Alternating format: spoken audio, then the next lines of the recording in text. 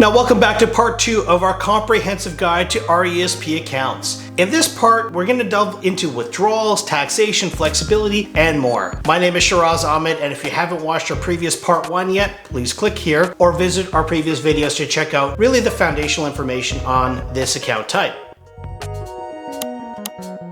Okay, so now picture your child starting college, and when you want to really ultimately begin withdrawing money from the RESP to cover tuition and of course living expenses. Now since your child has little to no other income, they may end up paying little to no taxes on these withdrawals, making higher education a little bit more affordable. Now here's what makes RESPs even more attractive, which is really their flexibility. Let's say your child does not choose to pursue post-secondary education. In that case, you actually do have some options. The money's not wasted. You can name another eligible beneficiary within the family, let's say a sibling to the child, or you can transfer the funds into your own RRSP, of course, if you have the contribution room. Alternatively, you can actually close the RESP account if you deem that's the most appropriate solution for you. Now, there may be grants that have to be repaid to the government, there may be taxes associated with withdrawing the funds and potential penalties depending on your provider, so I would encourage you to speak with your financial professional prior to going down this route of action. That being said, the flexibility here ensures that the savings can benefit